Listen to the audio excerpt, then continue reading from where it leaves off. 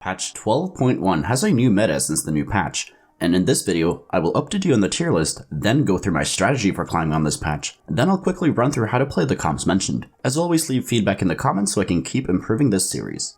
I've split my tier list into 4 categories. S tiers are comps that generally will guarantee you a top 4 if you hit, and you will win the game a lot of the time as well. A tier comps are less consistent, but with good augments and good openers, they can be just as powerful as S tier comps. B tier comps are very reliant on good augments and good openers to do well, but you will have to get lucky to win the game. C tier comps are unplayable without good augments and openers, and you have to get lucky if you're going to even top 4.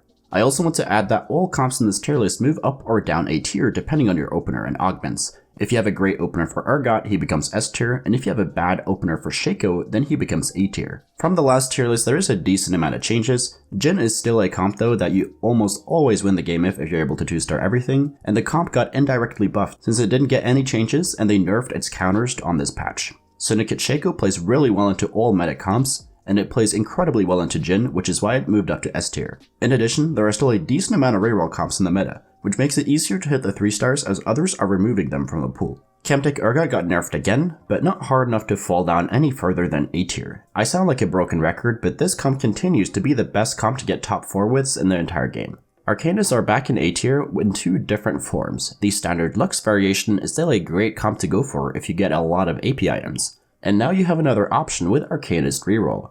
There are a lot of variations floating around, with some comps using Swain as the carry and some using Malzahar as the carry, but I'll talk more about this one in the overview part of the video.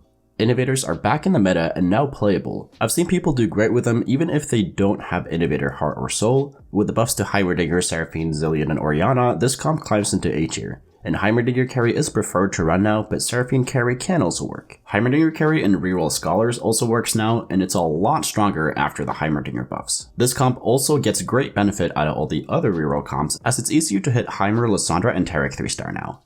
Challenger Yone is an overall good comp. Now you also have the option of running Fiora carry instead of Yone.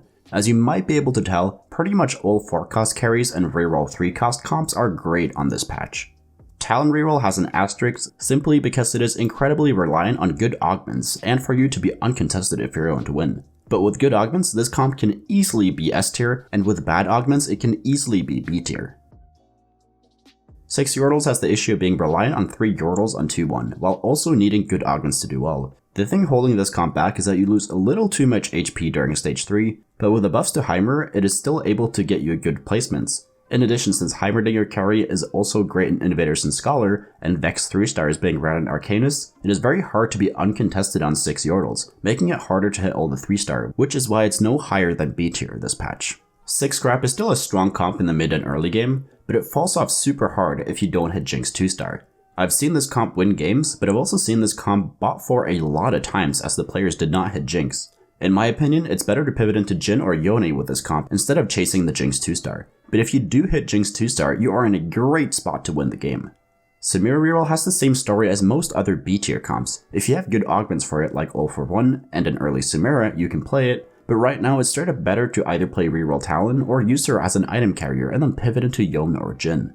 The 3 Socialite plus a 4 or 5 cost carry is a flex comp that requires you to high roll, and the comp still wins games if you hit Kai'Sa 2-star with good items, but the comp doesn't stabilize hard enough with just Kai'Sa 1-star anymore. Therefore, it is no longer higher than B tier. Trundle Reroll is back on the menu as a B tier comp. I've seen this comp win games, but it is reliant on finding a Trundle early game as he is a fantastic stage 2 and 3 unit that saves you a ton of HP. Enchanter Orianna was a new comp last patch, and it's still okay in this patch, but it has the problem of being a little bit too expensive compared to other comps, and it's not as powerful as the Jhin comp. A lot of the time it will just be better to pivot into Arcanist or Jhin depending on your items.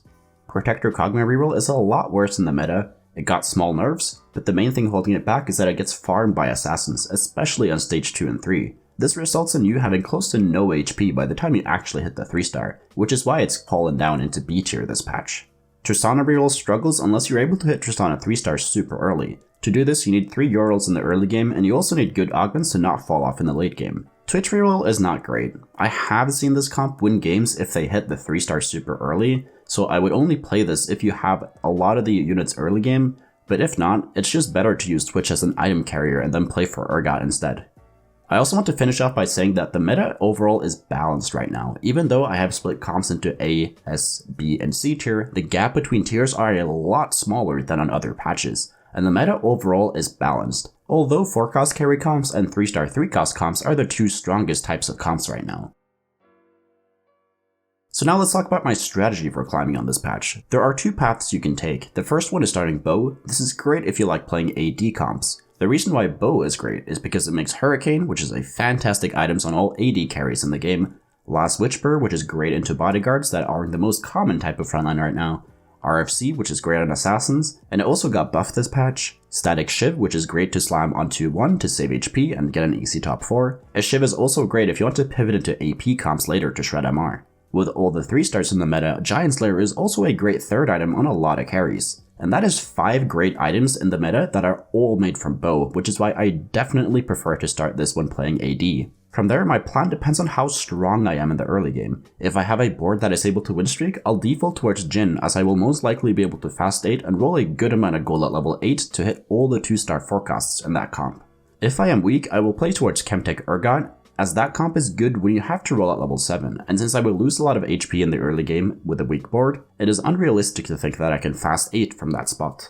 If I find assassins early, I'll try to play towards Syndicate Shaco, as being uncontested on that comp is fantastic, especially if accompanied by assassins in the early game to save HP. Whether you're strong or weak in the early game doesn't matter, as you're going to be slow rolling with Shaco at level 6 or 7 depending on your HP total. With AD comps, I try to default towards these 3 core units in the early game, and then I will add in more depending on my augments and items. Ezreal is just a fantastic unit in the early game, as he is the best item carrier for Jhin and Yone on stage 2. Blitzcrank is fantastic for saving HP as he pulls in backline units that gets killed easily, and he's also a scrap, which is generally the best trade on stage 2. Darius is a bodyguard and a syndicate, which buffs up our frontline, but also gives us the option to pivot into Shaco during the early or mid game if we find a lot of units for that comp. From here, the best thing to add in is 4 scrap at level 5, 4 bodyguards at level 5, or 3 innovators in at level 5. The second start is tier. This is better if you like leaning towards AP comps. Blue buff is a core item on most of the AP carries like Lux, Heimerdinger, and Malzahar. In addition, it's also great to slam on TF, Ezreal, and Ziggs to save HP during stage 2 and 3. Tier also makes Static Shiv, which can be slammed to save HP during the early game for both AD and AP comps. From there, I default towards a reroll Arcanist board, but I'm still open to playing Heimerdinger or Lux carry depending on how my mid game goes. With all of those comps, I can level aggressively in the early game if needed, and with a tier opener, I usually try to default towards one of these 2 boards. 3 Yordles is still fantastic in the early game, as Poppy, Lulu, and Ziggs are great on stage 2 and 3, and with 3 Yordle we can get an early Heimer or Vex, which is great. I will run TF as an item carrier, but Ziggs can also work if I don't find him or he is not 2-starred. The other board uses Ezreal as the item carrier. You would be surprised at how good he is at holding AP and mana items, but don't get me wrong, TF is still the premier AP carry in the early game. I also want to note that the meta is pretty balanced right now, so when I say that I'm defaulting towards Jhin and Urgot, depending on my early game board, I'm only forcing them until the game gives me some clear direction for another comp. Hard forcing any comp on this patch is not ideal, as the gap between S, A, B, and C tier comps is not that big in my opinion. Therefore, being flexible with all the comps you play will be key to climb on this patch, but there are still some comps that are better than others. Therefore, we default towards the better comps, and then we play less favorable comps when the game tells us to do so. In other words, if you want to climb on this patch, the important thing is not the comp you decide to play, it's about how well you play the comp you pick, and how well you play on your way to you get to that comp. Now let's cover how to play the comps mentioned. I've already made in-depth guides on most of these, so I will link my set 6 comp playlist in the description. Starting off with Sniper Jhin, you want Last Whisper and Hurricane to get through as many other bodyguards as possible, and then the last item is a damage item like Deathblade, Eye, or Giant Slayer. You can also get away with not having Last Whisper if you hit Jace, but that can be a bit hard at level 8. Hodge and BT are also great if you need healing in the lobby. There is also another viable Jhin variation that runs Scion in the front line, so if you get Scion 2-star during your roll down, this also works. For Jhin, the best augments are anything to do with enchanters or snipers, in addition to Celestial Blessing, as that will be enough to not have to run a healing item on Jhin in the late game. With Syndicate Shaco, you slow roll at level 7 or 8 depending on your HP and gold total. You'll play this board minus Yuumi at level 7, and then add in Yuumi at level 8. You slow roll for Shaco, Echo, and Talon 3-star, and then replace Katarina with a Kali late game. As for items, we want IE on Shaco to make sure you always crits, and then we want Hurricane as it works well with the spell. And the last item is BT, Last Whisper, Hodge, GA, or Deathblade. Items for Akali is not important as you won't hit her 2-star in most games, and most of the time you will not even find her until very late into the game. Augments for Shaco is anything to do with Assassins or Syndicate, and any other healing augments like Celestial Blessing or Thrill of the Hunt also are fantastic. This is the ideal board to end up with Chemtech Urgot at level 8, but until you hit those legendaries you'll run Warwick over Victor, GP over Jinx, and Alawi over Tahm Kench. Items for Urgot are pretty flexible, but Hurricane is great as there are a lot of tanky units still in the meta.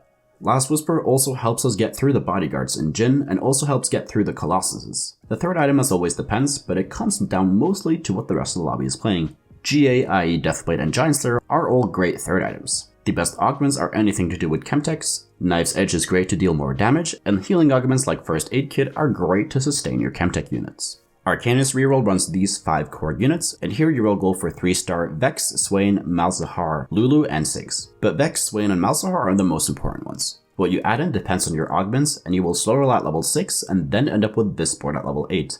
You will stack Vex or Swain depending on who you are most likely to 3-star, and Malzahar is the best carry with blue buff and JG, and the third item is Gunblade or another damage item. The best augments are anything to do with Arcanists, healing augments like Celestial Blessing, Thrill of the Hunt are awesome, and also Metabolic Accelerator is amazing for any reroll comp.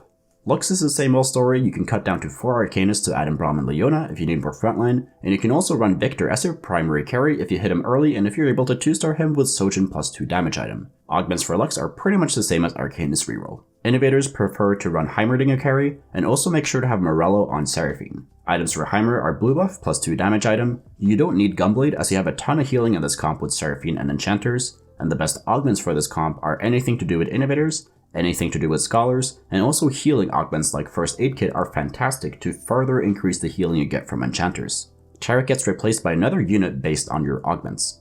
Yone is the same old story as well, use Leona and Braum as your frontline and then put in challengers to buff up Yone. His items haven't changed besides Last Whisper being the best third item as it buffs up the damage of all your other challengers. You could run Fiora as your primary carry as well, if you find better items for her or 2-star her first. Kai'Sa as always is the late game carry you need to get that first place in most cases, and the best augments are anything to do with challengers or more damage items through Knife's Edge or Cybernetic Implants, and Celestial Blessing and Thrill of the Hunt can also work to help your challengers sustain even more.